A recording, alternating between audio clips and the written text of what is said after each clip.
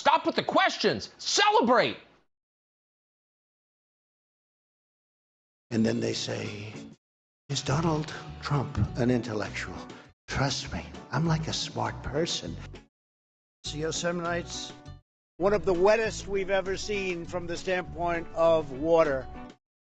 Mike Lindell's a conspiracy. Well, you haven't. Person, woman, man, camera, TV. They said nobody gets it in order. It's actually not that easy, but for me it was easy. Amazing. He can't sit down. He's got a burning in his butthole. He's got a fire. He's got a flame coming out of his butthole. Big, massive dumps.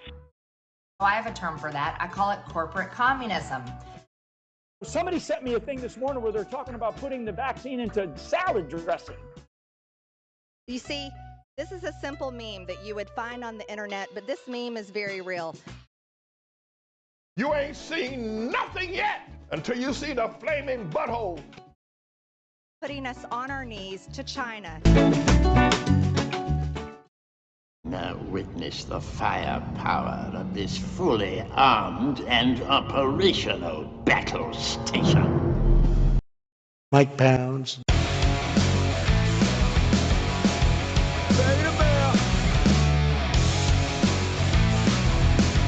Stop it.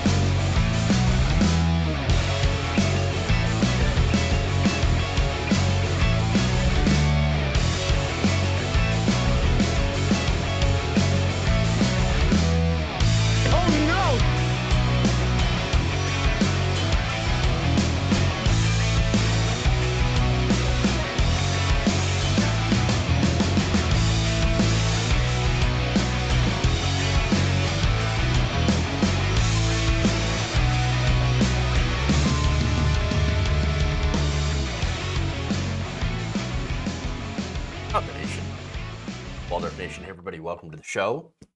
Wednesday, yeah, fun news day today. Actually, not really. All right, so yeah, we've got some fun stories though. Don't worry about that. We always have Republican insanity, and of course, today, you're well, let's just say you're not going to be surprised. You're also not going to be let down by the insanity, and so. For example, we have Newsmax going to war with the Muppets. I'm not kidding. Eric Bolling is a debate bro. Insane. Insane. We also have, of course, Marjorie Taylor Greene obliterating her own salary. Salary. I can't talk today. It's Wednesday. That should have nothing to do with it. But for some reason, I cannot talk. So that's great when you run when you have a talk show. All right. Anyway, gonna slow down here. Slow down. We got QAnon Shaman. He's back. Fun. Actually, it's more of an update on his possible repercussions to what he did. So that's interesting. We also have some questions. Where is Merrick Garland? What's going on with Merrick Garland? And why is Steve Bannon not in jail? I know some of you have been asking that question, so we're going to look into that a little bit. And then finally, we have Krysten Sinema helping out pyramid scammers. Interesting. So how is she helping pyramid scammers? And of course, what exactly is going on here? Well, we'll talk about that. Should be an interesting discussion on Kyrsten Sinema. All right. So that said, we've got fun stories here. Please like and share the stream if you haven't already. Very important that you share the stream out. All that fun stuff. So maybe they'll just put Bannon out with the trash. That would be nice, but I don't think that's going to happen, unfortunately. Big, massive dumps. I wish. First they came for Big Bird, then we did nothing. Then they came for Miss Piggy, and we're getting a little pissed. Oh, that's fun. So you're going to enjoy that story. All right. She certainly knows how to scam her voters. Yes, very true. Jonathan Leiter. Very, very true. Everything that Kyrsten Sinema is basically a pyramid scheme. Like that's what she is. As soon as she's on top, well, she just steps on everybody. And I've got the details for that. So again, welcome everybody to the show. It's going to be a good Wednesday show. So tune in. Tune in. Let's do it. We'll start with the QAnon Shaman.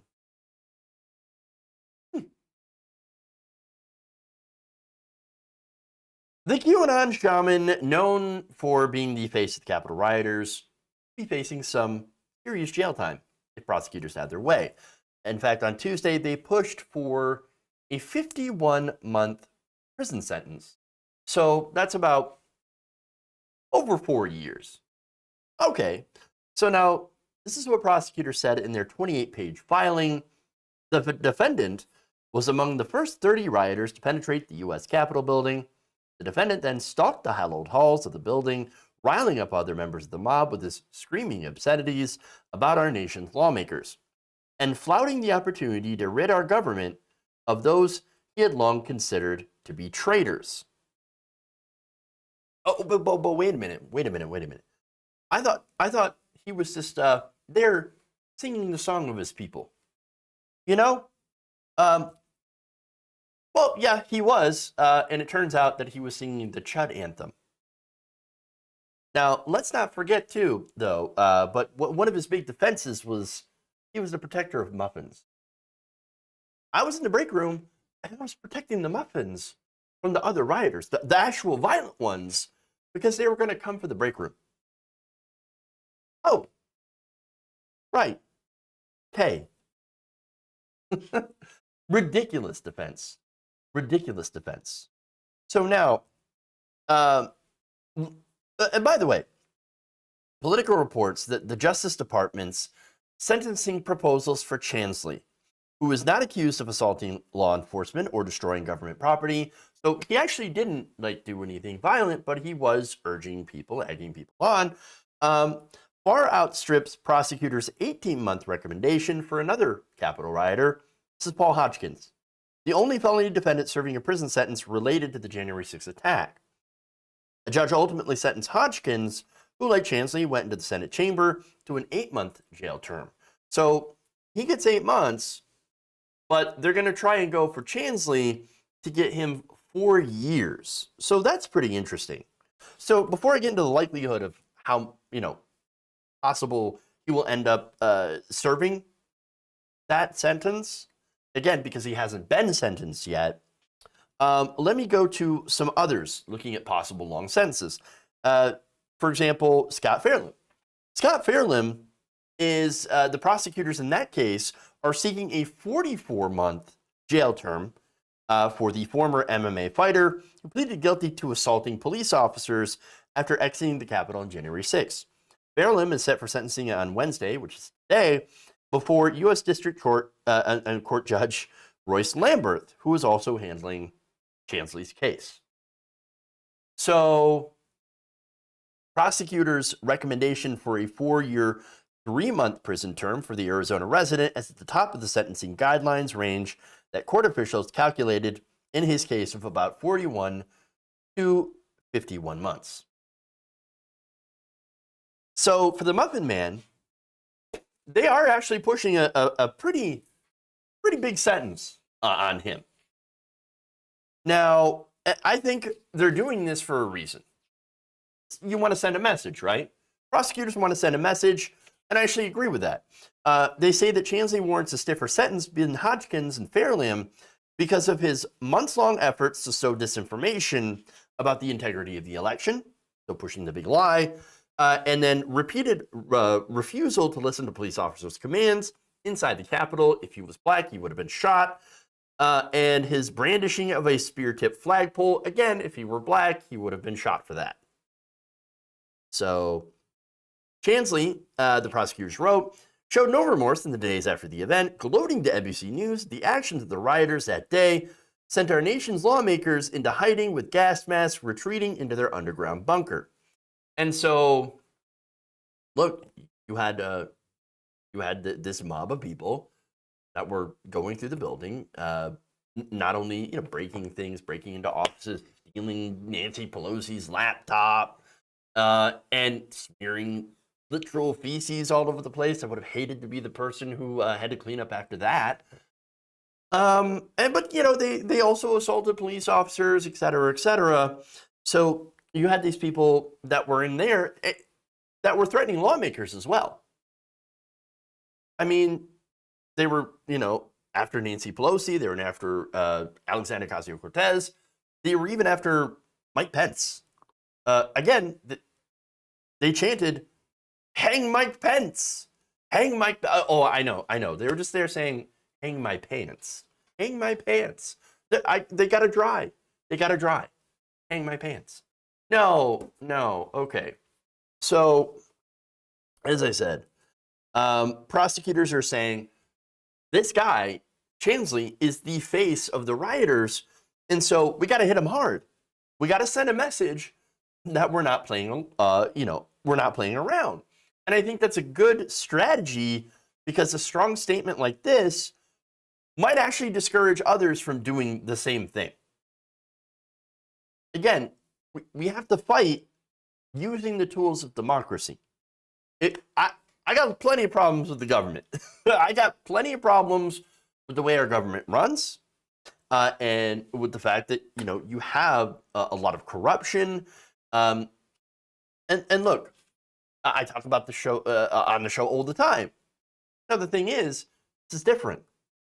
Not only did they perpetuate a gigantic lie about our elections, but they also did so with violence and destruction, and so those are not the things that we need to do to affect change. We need to fight using our democracy, voting, nonviolent civil disobedience, protests, running for office ourselves, and trying to change the system that way from outside and within, but in a peaceful manner. And by the way, this doesn't mean that you can't challenge your lawmakers. No, you should absolutely, for example, challenge Kyrsten Sinema in a polite but firm, strong way, as long as it's not in a physically threatening manner, because that is the difference between us on the left and the right wing. The right wing is crazy, and they are extreme, and they have been radicalized, and they do employ violence, and they do employ intimidation, and they do employ these tactics that are abhorrent. And so that's why you have to go after them in a way that makes sure, that they don't do this again, that they do not try the route of violence. Nobody has a problem with protest. I think protest, even if I, disagree with you, you're a right wing or whatever. Oh, I hate masks. I'm going to go protest outside the State House. That's totally fine. You go ahead and do that. That's 100% fine. I would prefer that you don't bring your guns, because that's ridiculous, like they did, for example, in Michigan, and then tried to kidnap the governor of Michigan. You don't do any of that.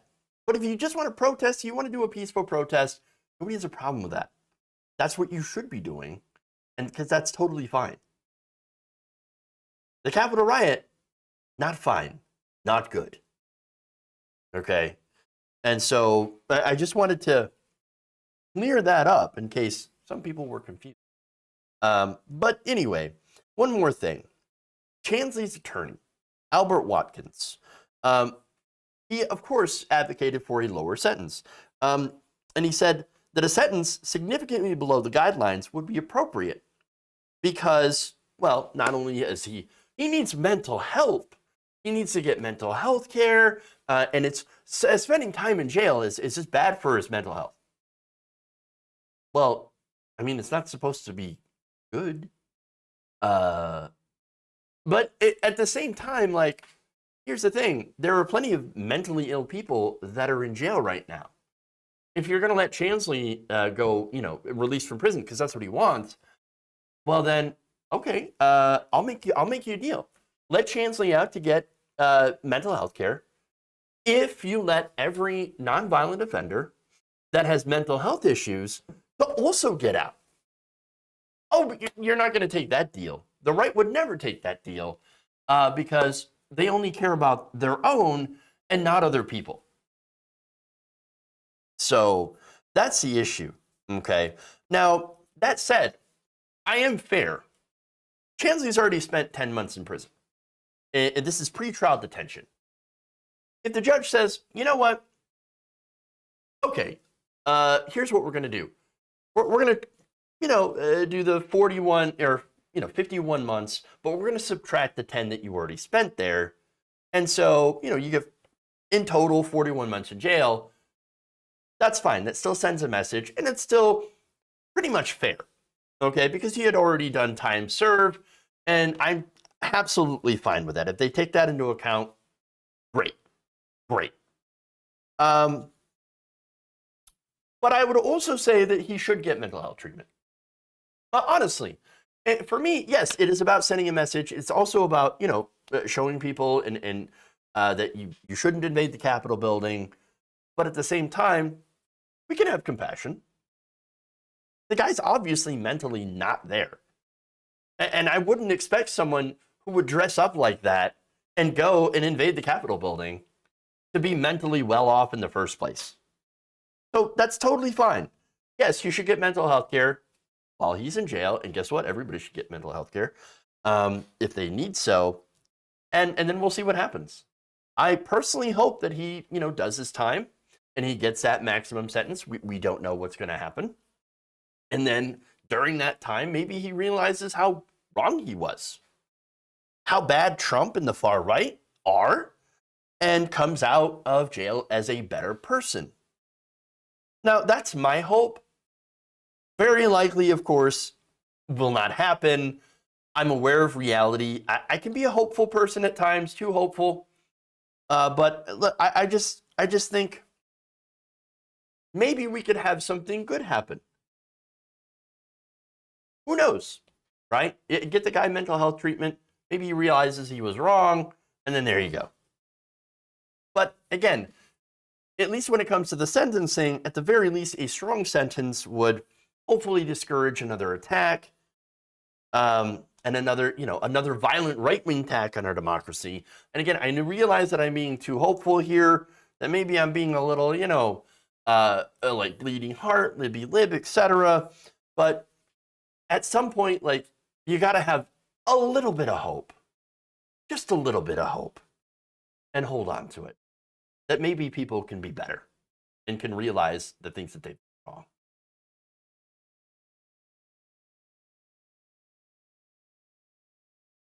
Again, prison should be not just about punishment, but it's also about rehabilitation. There you go. All right. Is there a weird death hoax going on that I don't know of?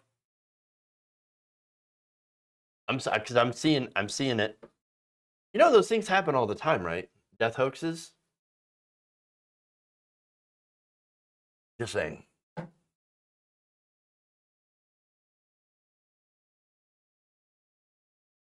All right.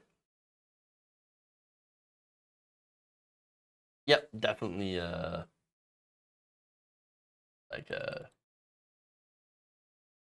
Whatever. Okay. Had to check. Move on.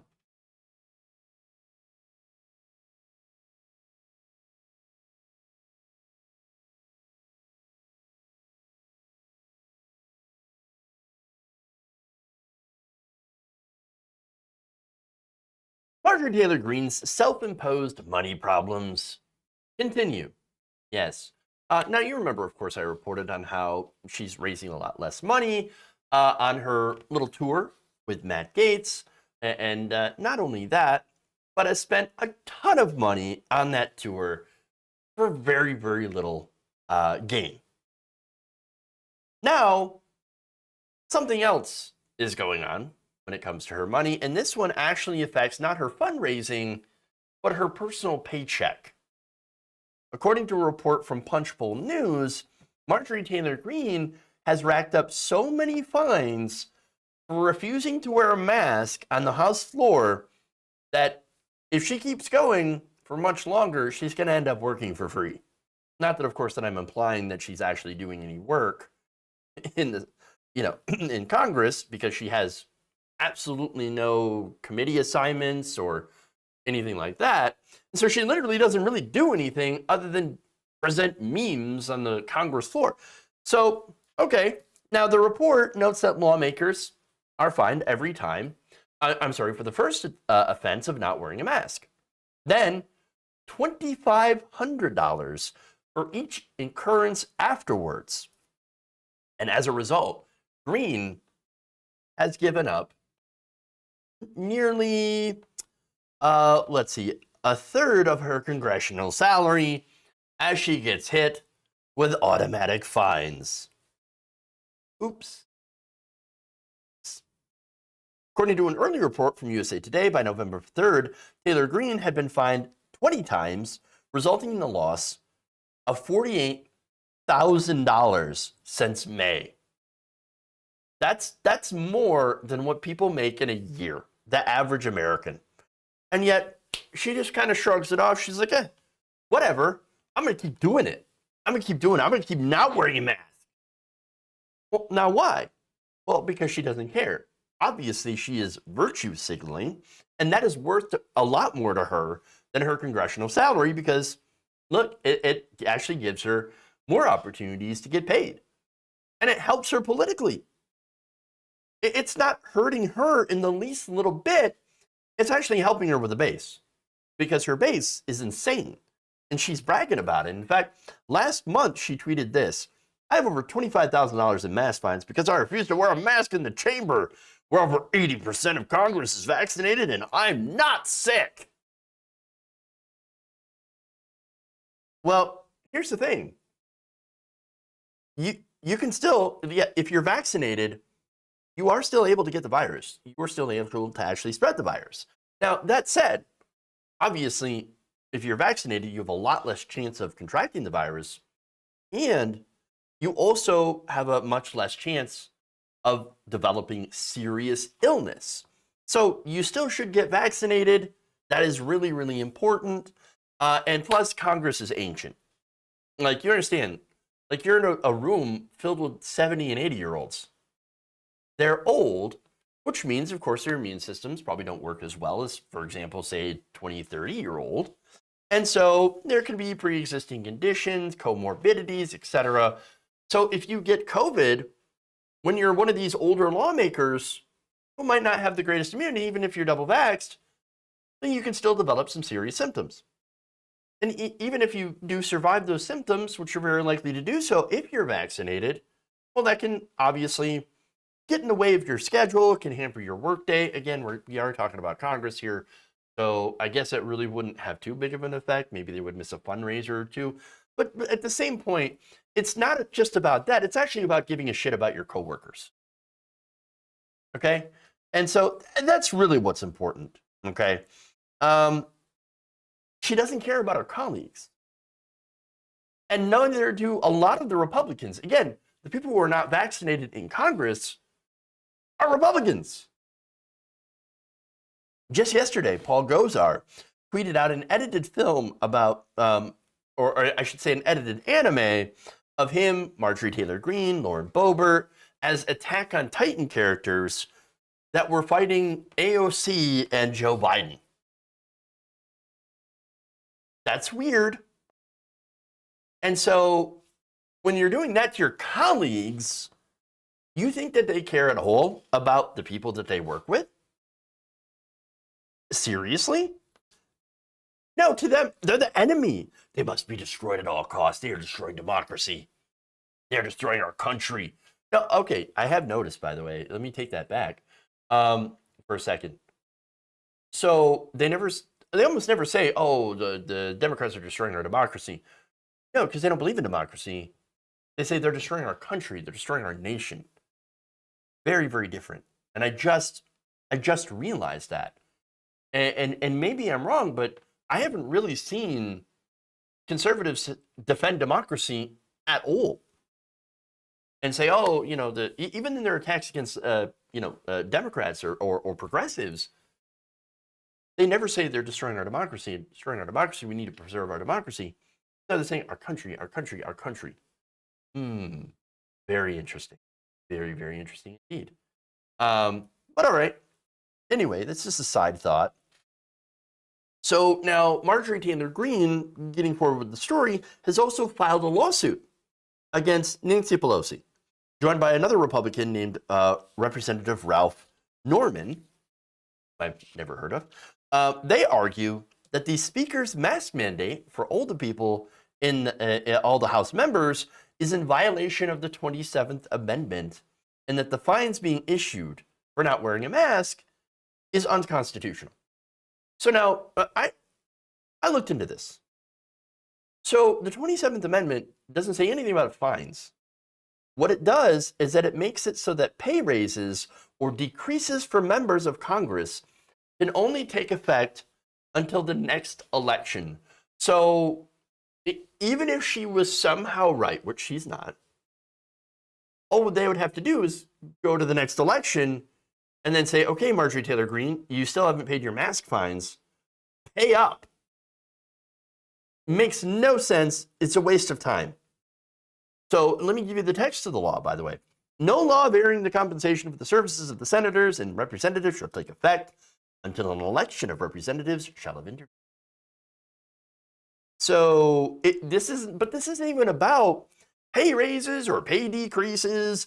No, this is a fine for not following House rules, which, again, that goes away. The fine goes away if you follow the rule.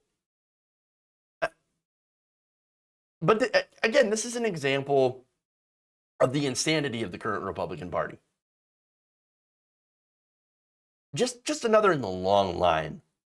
But by all means, keep racking up them fines, Marjorie, until they take up your whole paycheck, because it's not like you're doing anything to actually earn that paycheck anyway.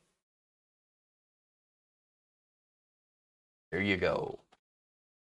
Anything that they are not happy about or affects them in any way is unconstitutional. True. That's exactly what they say. Ugh. Ridiculous, right? Hey, Jedi Dragon Protector. Thank you for stopping by. Hopefully everything's going all right with you and your personal reasons. I'm just going through the comments here real quick. They do say that in a way they're stealing our votes. Well, in a way, I suppose.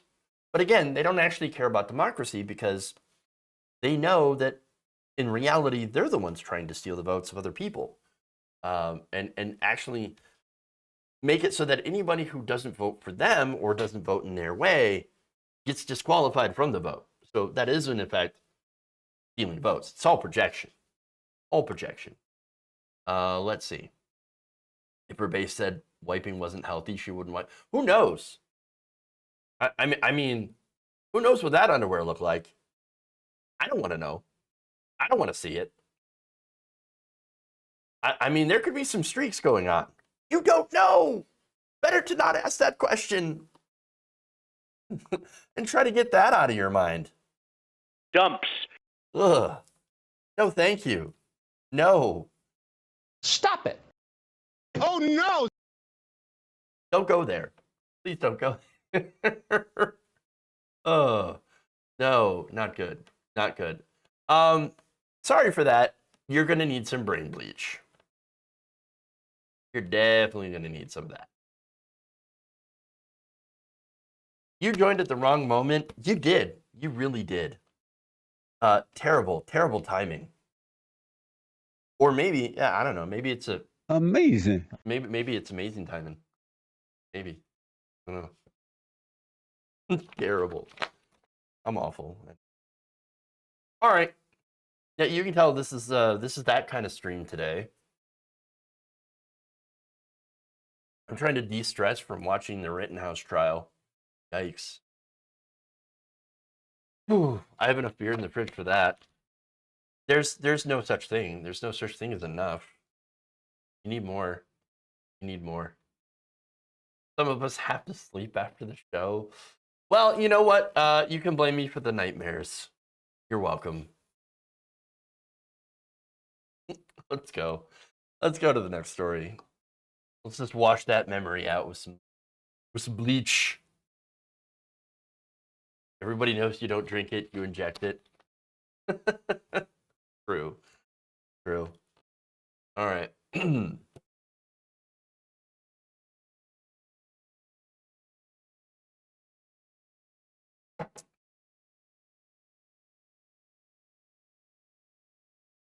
If you didn't think conservatives could get any more insane, I now present to you Eric Bolling, who wants to debate Muppets.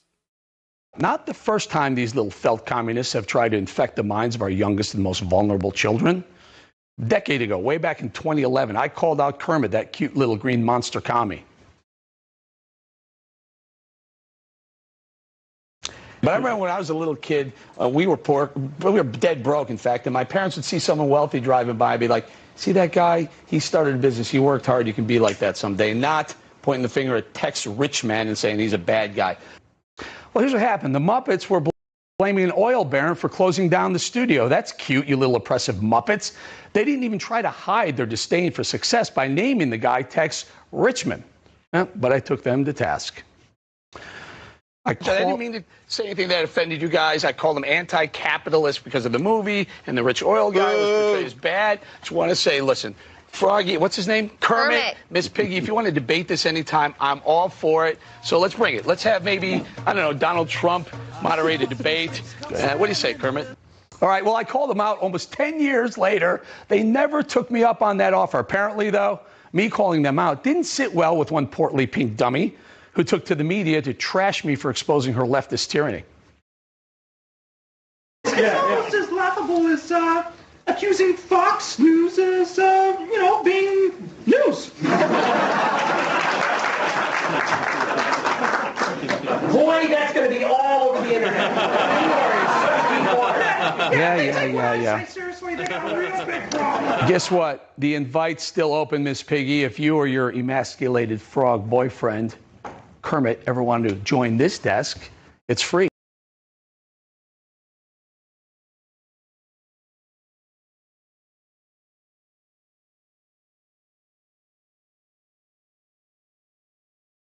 What the fuck did I just watch? What? I mean, come on. You got a grown man challenging Muppets to debate on television. Conservative. I mean, you think like, oh, it's got to be a bit, right? And maybe this is just me, but maybe I could see Bolling laughing a little bit, like, oh, like even he knows that it's fucking ridiculous. But even then, it's like he's there and he's doing it and he's saying the thing and he's become a caricature of himself. I mean, seriously, wow. The whole idea, like, oh, Sesame Street is you know, communist propaganda. That's what it is. Kermit, little felt communist. That's what it is. No, everything is a communist, right? Everybody's a communist. How's asking people and promoting a vaccine during a pandemic? How's that communism? How is that communism? It's not. It's called protecting yourself against a virus that has killed over 700,000 Americans. But honestly, that's what they do. As I said before, they call everything that they don't like communism. It's as if all words have lost their meaning. It just makes no sense. No sense at all. But by the way, if we're going to play that game, okay, then we can play that game. Fox News, capitalist propaganda. Now, unlike Bolling, what Bolling said, that's actually true. It is capitalist propaganda. It's pro-billionaire and anti-working class. They can't give up an opportunity. They can't resist taping for millionaires and billionaires who screw over the working class. And so, again, his example, Tex Rich Man. Oh, you know, when I was a kid, and we were so poor. We looked at that person who drove by in a nice car, and we were like, oh, you could be like them one day. Yeah, that's it. Yep. You know, we just have to step over all other members of the working class in order to get there, and then lie to their face. That's all I have to do.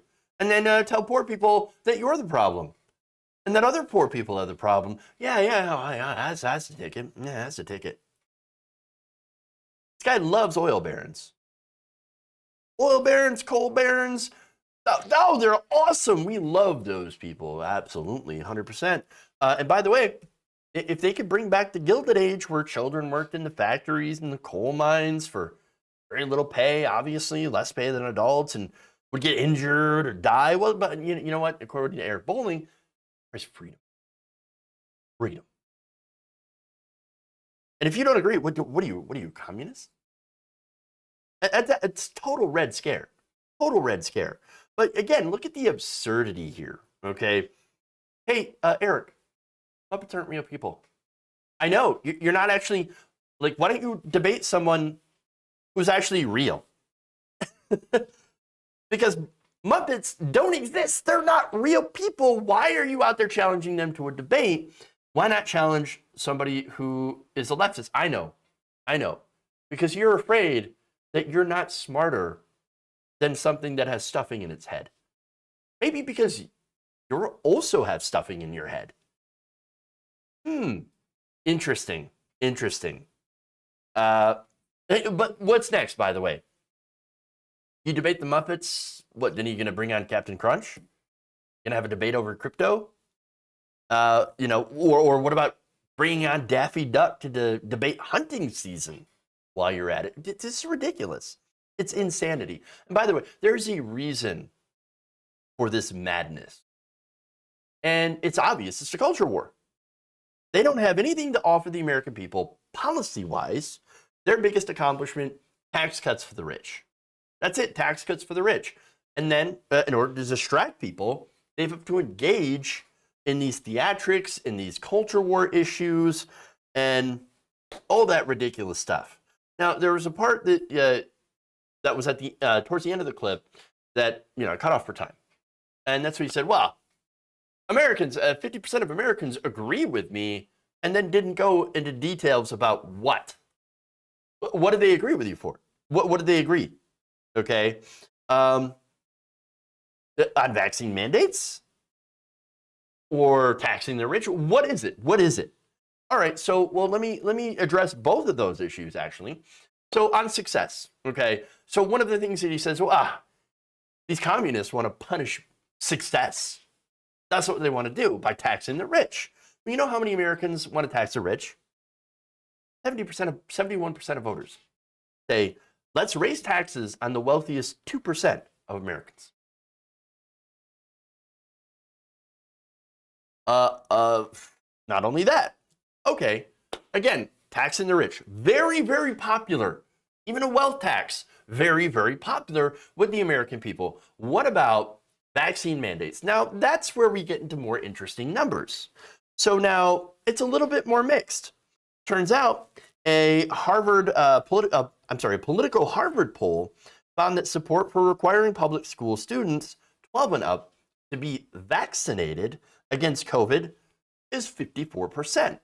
So now that's obviously a little, for the people that are against vaccine mandates, that's less than 50% if you know how to do math. 54% is an obvious majority, which means you have 46%, or a little bit less because there are people that don't know, that are not sure, but that are against vaccine mandates. So it's a little bit closer, okay, but still a majority. Now, this is despite media attention being focused on anti-vax protests, which we know, as previous reporting has confirmed, that a lot of these anti-vax, anti-mask school protests are basically astroturfed by right-wing organizations. Not really, concerned parents that are like, oh my God, I can't believe my child has to protect other children and themselves and people at home from COVID-19 by wearing a mask. Or, oh my God, I can't believe they're going to do a mandate to, vaccinate kids in school so that, once again, they protect each other, themselves, and people at home. But anyway, okay. That said, just 1 in 12 respondents, according to the same poll, to the survey reported being politically active on mandates, meaning that, like, okay, they might be against the mandates, but then they're like, we got other issues. We got more important issues. Not really something I'm getting worked up about. Only 1 in 12. Okay. And they, of course, showed that they're active on the mandates, that 1 in 12, by going to a public meeting or a demonstration or contacting a school or other public officials. So it turns out mandates aren't really on the minds of the American people. But you actually have real issues. For example, you do have inflation. Things are, costing a lot more. You also have prescription drug prices. That's one of the major issues. People are paying too much for prescription drugs. You also have, of course, pay, wage disparity, economic issues, etc. All right. Again, more important issues, but they do weigh in, and people are like, well, mask mandates and vaccine mandates, they are kind of important and, whatever. But here's the thing. In Texas, of all places, you actually have majority support for mask and vaccine mandates. In Texas, 57% of voters support mask requirements in indoor public spaces based on local conditions, and 58% support mask requirements in schools. 54% of Texas voters also support allowing businesses to require employees to provide vaccine passports or proof of vaccination or submit to COVID-19 tests. That's the Biden plan. That's what Biden, wants to require people to do. That's the mandate, so that they protect not only their customers but also the employees, the fellow employees. So now, a slight plurality, however, is opposed to the same requirements for customers. Only 47% support them, while 49% are against. Remember, these are Texas numbers. Now, 54% of voters support and 43% oppose public schools to require staff to either provide proof of vaccination or submit to frequent testing, so that's the teachers, but are nearly split on requiring students to adhere to the same measures. 49 opposed, 48 support. So, like I said, these are the real numbers. Now, Texans also lean in favor of requiring vaccines for admission to large events, with polls showing 47% of voters favor vaccine passports. So again, on the school issue, it's a little bit more mixed. That said, Texas, right? Generally, with some exceptions, in favor of a lot of these mandates in order to keep people, children especially, safe. Now, I wonder how much different this would be if Fox News hadn't been pushing vaccines or anti-vax as a culture war issue. Because before COVID became a political issue, nobody had any problems with vaccine mandates in schools. Because again, all sorts of vaccines are mandated for kids to go to school, and there are very few exceptions. It's got to be the media. It's got to be their media consumption. And I ask that because, again, you have people who watch Fox News, who watch Newsmax, like Mr. Bolling. They tend to be the most radicalized against masks, against vaccines, and against, mandates of any kind. And so that's it. It has become their identity now. And it astounds me that conservatives can look at this insanity from Bolling and think, nailed it. Oh, you sure showed that commie frog and his pig girlfriend what's what. No, we live in different worlds with different media. And unfortunately for them, their media is completely made up. No facts whatsoever. And it's literally hurting people. Okay.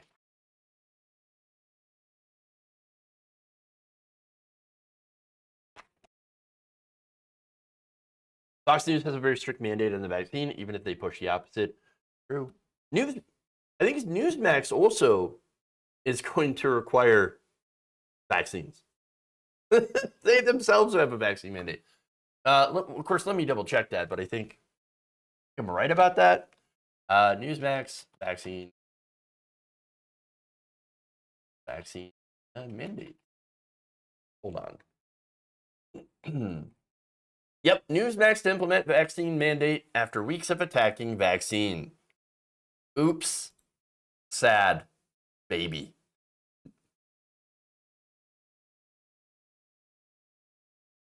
Okay. Anyway.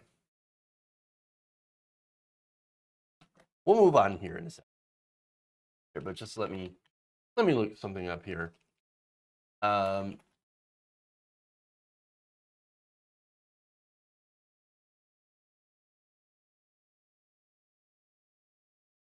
right.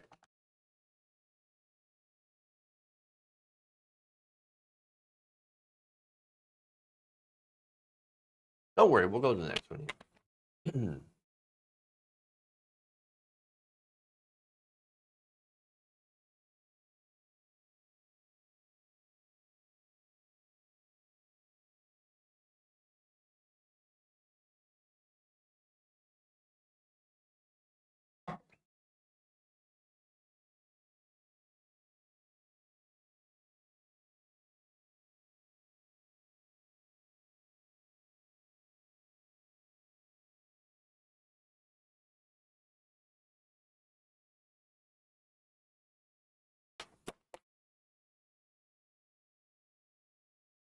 All right, sorry about that.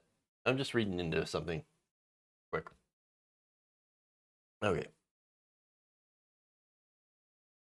What is going on with the Justice Department? Where is Merrick Garland? That is what CNN legal analyst Jeffrey Toobin wants to know. Take a look. Well, on that front, Jeffrey, we are waiting on another decision. This not from a judge, well, I guess from a former judge. Merrick Garland, the U.S. Attorney General, who needs to decide whether or not he's going to prosecute Steve Bannon for contempt of Congress. The House voted to refer Bannon's refusal to come testify to the Justice Department, basically. Merrick's got to decide. He's had 3 weeks, and we haven't heard a peep. You know, I find this really kind of remarkable, and frankly, it looks to me like dithering on the part of the Justice Department. This was not a new issue. This issue was in the pipeline for weeks. There is no reason why it is taking so long for the Justice Department to decide whether they are going to prosecute Steve Bannon or not. If they decide no, this investigation is effectively over, because all these other witnesses will similarly refuse to testify, knowing that they have no risk of being held in contempt. So, you know, even if the Justice Department decides to proceed on Bannon, it could likely take so long that Bannon would be able to run out the clock. But if they decide not to prosecute him, that means that this investigation, at least as far as these uncooperative witnesses are concerned, is effectively over. All right, so let me just stop there for a second. Dithering sounds too much like diddling, and when it comes to Jeffrey Toobin, not good, not good. You don't want to, combine the two. Okay, anyway, ridiculous point aside, his analysis is spot on. Where is Merrick Garland? Where is he? Where is he? Well, it turns out he's just flat out not doing his job. Again, the guy's got one job. He's the head of the Justice Department. And right there, you have Steve Bannon basically ignoring a subpoena. That's it. I mean, he got a subpoena and said, yeah, how about you go fuck yourself? And now Congress, passed this contempt of Congress overwhelmingly, and the Justice Department is going, nah, I'm not going to do anything. It's been 3 weeks. We're just going to all forget about it, right? They haven't got a goddamn thing. No, the response should have been from the Justice Department, hey, Steve, this is not a request, sir. You're either going to do this, you're going to come with us, or you're going to go to jail. That is your choice. That's what a strong Department of Justice would do. Because guess what? They have the legal authority to do so. So why? Why were they not going to do it? Why didn't they do it? I don't know. Again, Garland hasn't done a goddamn thing, and it makes me think that he's not going to. This is, for him, this is a non-issue, apparently. At least that's what it seems like to me. Maybe I'm wrong. But like the entire thing, Capitol riot, Steve Bannon's role, I mean, apparently it doesn't seem to matter to him. Because what else is he doing? We don't know. And as far as this goes, why? The only thing that I can assume that he's doing right now is shield Republicans. He's shielding Republicans. Again, maybe I'm wrong. Maybe he's working on something. He's like, no. I'm working on it. Trust me, I got this. I'm just crossing the T's and dotting my I's, and I make sure that I got a great case. But I don't know. I can't say anything because he's not addressing this at all. At all. He's doing nothing. And by the way, if he refuses to do anything, again, Toobin is absolutely right when he says, well, if Steve Bannon doesn't get held in contempt, then what do you think is going to happen with everyone else that's been subpoenaed? They're not going to show up. We're just not. Nothing will happen. And this whole January 6th commission will be nothing but a giant joke and a waste of time. Oh, you got a commission. You might as well have Nancy Pelosi write another strongly worded letter. Hey, don't do an insurrection, folks. Worthless. Absolutely worthless. Like Merrick Garland.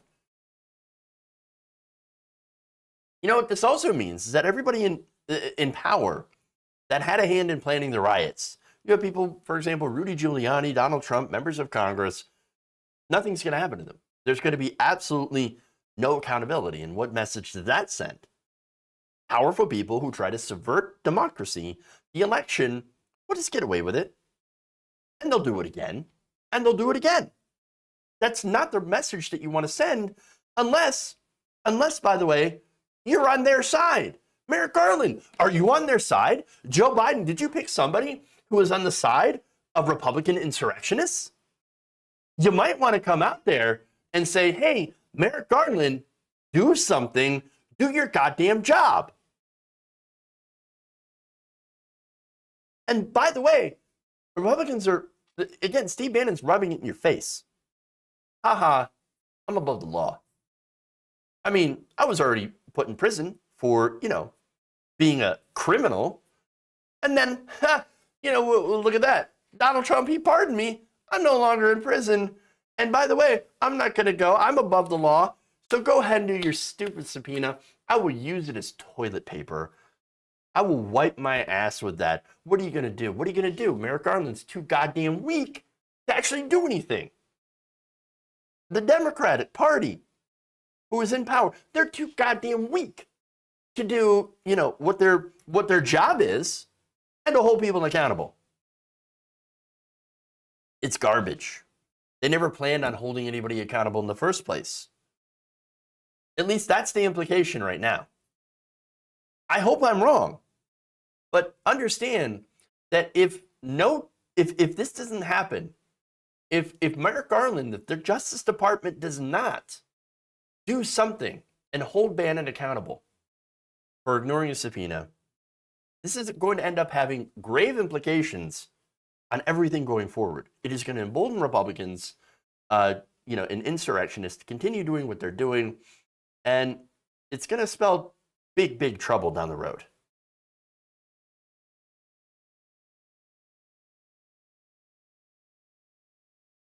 All right.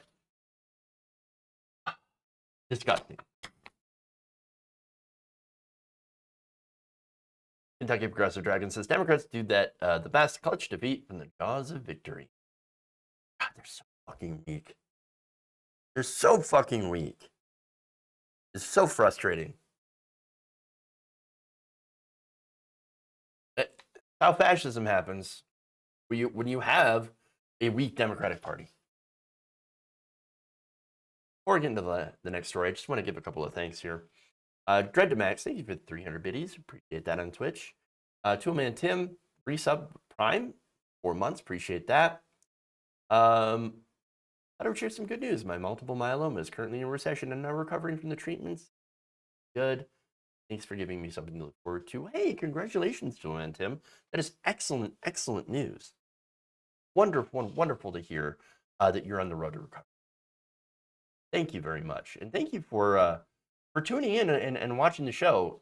I really do appreciate that. I'm glad. I don't know how I can make your day brighter with this disastrous news, but I'm glad that I do so. So thank you. Also, Kentucky Progressive Dragon, thank you for resubbing for 3 months with Prime as well.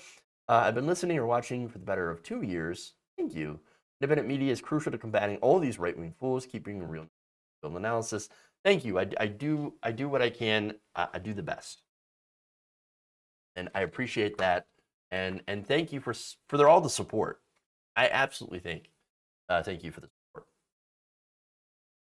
Okay, let's go to Pyramid Scheme.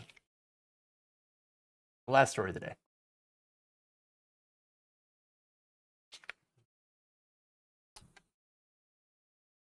All right.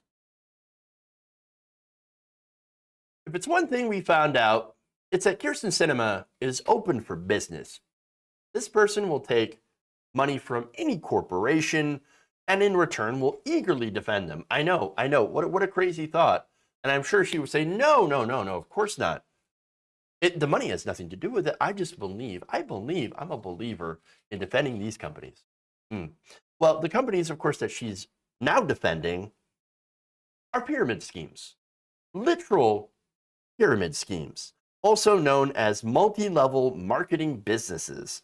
According to Politico, these companies are now, who have generally stayed out of politics, are now flexing their political muscle and are turning to Kyrsten Sinema to defend their agenda. The political action committees associated with Altacor, the parent entity of health, home, and beauty company Amway, gave $2,500 to the Arizona Democrat in June, as did the PAC for Isogenics, an Arizona-based business that sells nutrition, wellness, and personal care products. New Skin Enterprises, another personal care and beauty company, gave $2,500 the same month, as did USANA Health Services, which sells, once again, similar products. And in April, Richard Raymond Rogers, the executive chair of Mary Kay, a Texas-based cosmetics company, also gave $250 to Kyrsten Sinema. Herbalife, which also sells nutritional supplements, gave another $2,500 back in July. All are affiliated with the Direct Selling Association, DSA, a trade group that promotes pyramid schemes. Yes. So now, look, in case you've been living under a rock, and you're not sure what a pyramid scheme is or a multi-level marketing, let me just refresh you, right? So what they do is that they basically turn their customers into salespeople. So basically, they'll come over and they'll do this giant presentation. They'll be like, "Oh, you too can make money. You can make profit from buying a bunch of our product and then being a seller, and you will earn commission." So now they do that by saying, okay, well, here's how you can sell your products. You can throw little parties in your house, and you can get your friends, you can get your family, you can get people that you went to high school with, and you could show this product, and they'll buy it, and you'll get commission. Great. Now, I personally had somebody that I went to school with contact me after years of not talking to them, and guess what? They came over and did a multi-level marketing scheme, to which I immediately was like, "Nah, dog, that's a scam." I haven't talked to him since. Weird. And so, well, now these companies, again, they are scams, in my opinion. And what they do is, again, they allow you to screw people over to make yourself some money. Only one person wins, and that person is on the top of the pyramid.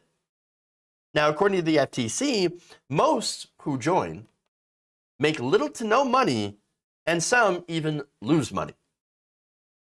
But now they have a champion in Kyrsten Sinema. So now the company, I should say the trade group, that is giving her money has some interesting ties. See, Alticor is owned by the DeVos family.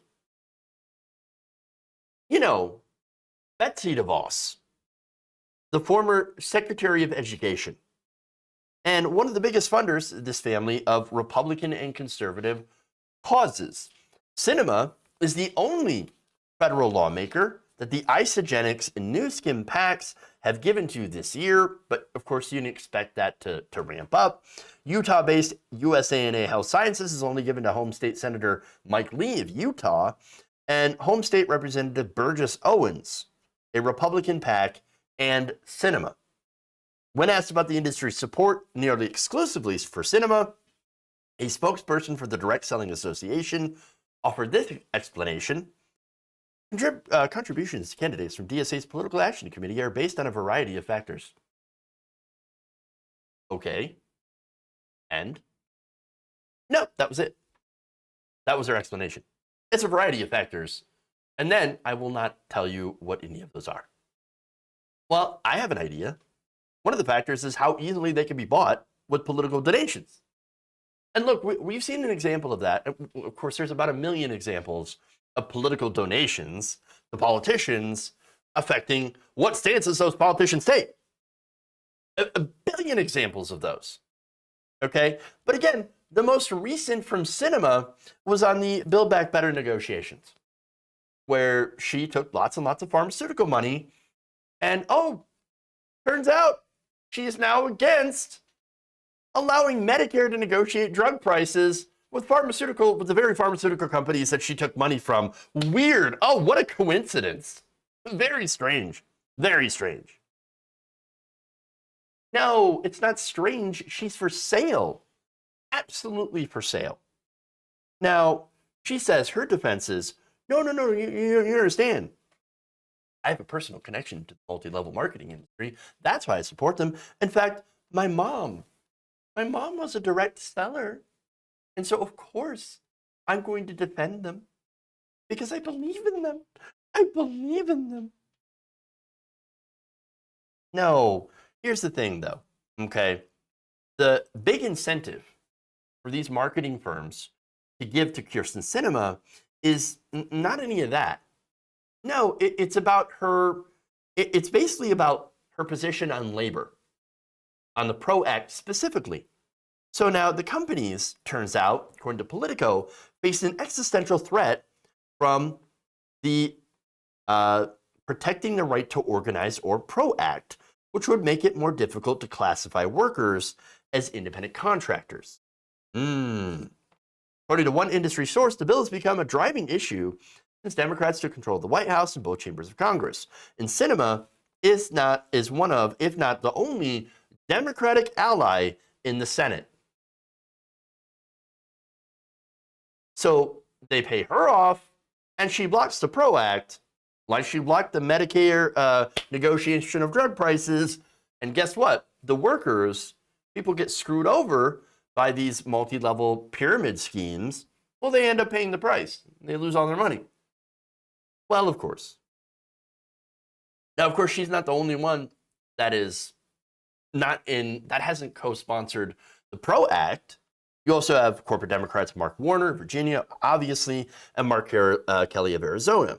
Now, Warner did say, I support it. Okay, but if you support it, why don't you co-sponsor it? Why don't you vote for it? Why don't you force it to get brought up for a vote? Why don't you support it in some way? Oh, right, because you don't. Not only that, but you have Mark Kelly, who said, well, I support it broadly, but I want to see some changes. You know, because of the independent contractor thing, I'm not comfortable with that. Now, that's not only lobbying from these multi-level marketing firms, but also from other places that use independent contractors like Uber, other gig workers, Uber and Lyft, etc., and other gig worker companies. But Sinema hasn't said anything, and it's very unlikely that you will actually get a response from Kyrsten Sinema. That is, unless you're carrying a check.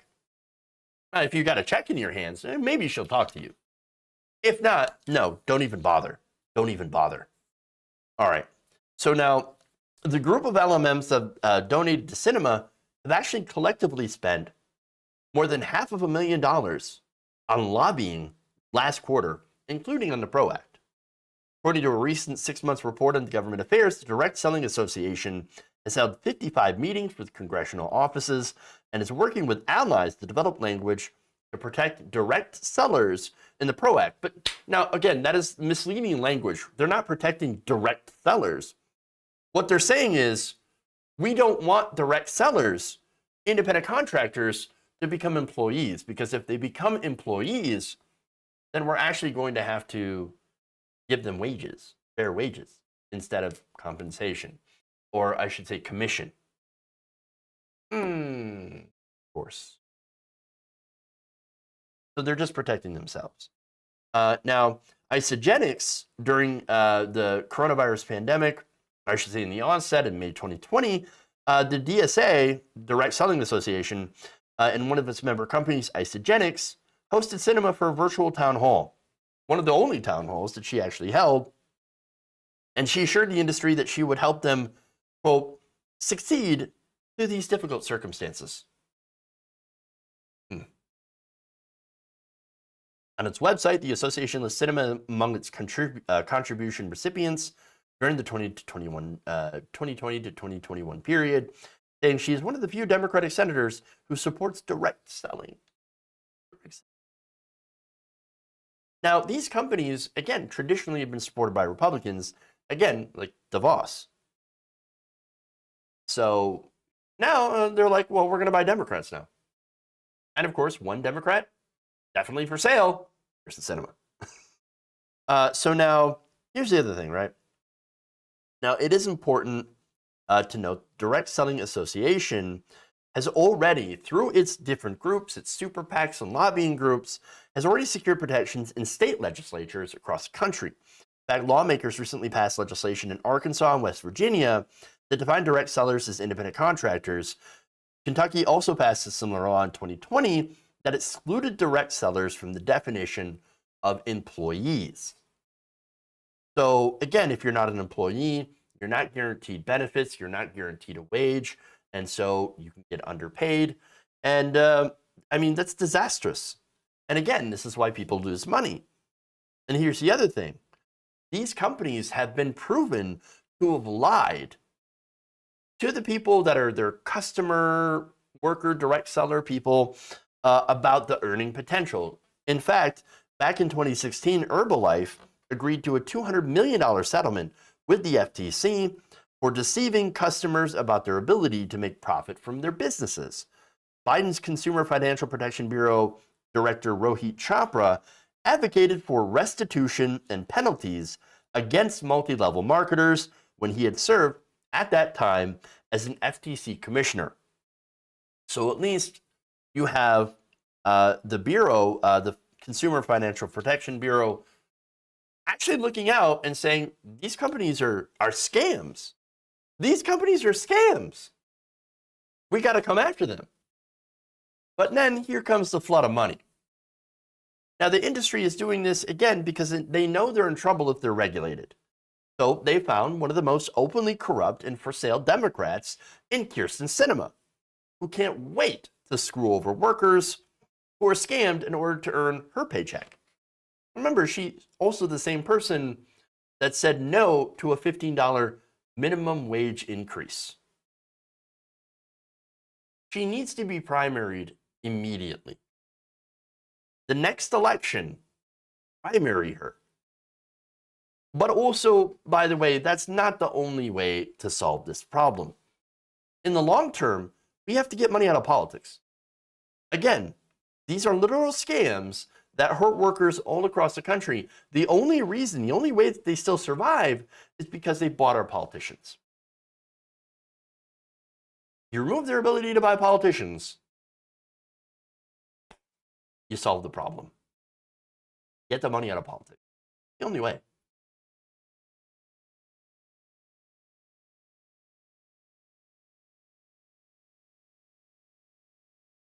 That's it. That's all I got for you today. Thank you for going around the nation. I'm going to read a couple of super chats here that that I got. Tango Bango hilariously says, they're going to insist mayo is an instrument too. Nice SpongeBob reference. I like that. Replace Garland now. Agreed. Also, by the way, we need to replace DeJoy. And I think there's a little bit of news on that, that they're getting the, postal commissioners together to go and see if whether or not they will replace DeJoy as head of the post office because he's doing a shit job. And then Dingo Bango also adds, Garland signals he's shielding Bannon via silence. Again, something that I absolutely agreed with. Gabby Mathis points out, of course, Sinema, what a disappointment. Very true. And Varden says, Herbalife can go, never mind, my mom fell for it once. Again, I think we've all known someone who has fallen for a multi-level marketing scheme before. I'm trying to think of one of the ones. I've had a few family members have run-ins with them, and with friends and family, whatever, that have fallen for it, and of course never really made money. Weird how that worked. I think Mary Kay was one of those, but there are others, so many others. But yeah, definitely Mary Kay. Not Tupperware, no. Avon's another one that I've definitely heard of. So many. There are so many. But I'll have to get back to you on that because it was a long time ago. All right, anyway. Oh, wait, back here. I don't know anyone who was falling for that, not even Tupperware. My mom sold Avon in the 60s. Pampered Chef. Pampered Chef and Amway. Yep. Both of those definitely have heard of those before. And have known, I think I've known people that have fallen for that. Gross. Expecting politicians to get money out of politics is like expecting lions to get rid of antelopes. Yeah, Chips, that's why we got to go around them. I think the only way to get money out of politics is to go around the politicians. That's it. I mean, that's the only way that I can think of. Go around the politics. Constitutional amendment. Cutco, that's another one that I have heard of. Yep. And I think we talked about that yesterday. We brought that up. Yeah. All right. Amway. Ugh. No, Amway is DeVos, though, by the way. Yeah. Ugh. All right, Twitch folks. Let's raid into, what do we got going on here? Let's go and see Left Late Vets. We haven't rated them in a while, so I think we'll do that. How is MLM different from the Republican talking points? Well, not really anything, because it's all a marketing, a marketing scheme. It's all a pyramid scheme. We'll start that raid into Left Flank Vets. For everyone else, please like and share the stream if you haven't already. And we'll be back tomorrow. You have a great night. Love you all. And remember, change begins with you. Good night.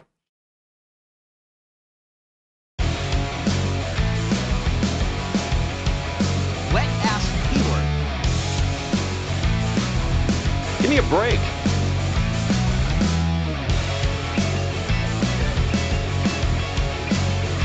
Oh, well, I'm sorry.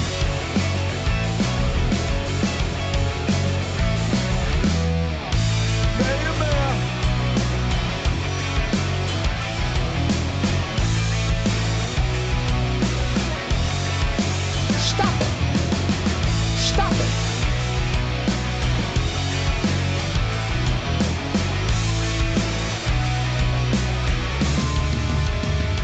Please flag. They're kicking me out the door. They're kicking me out the door.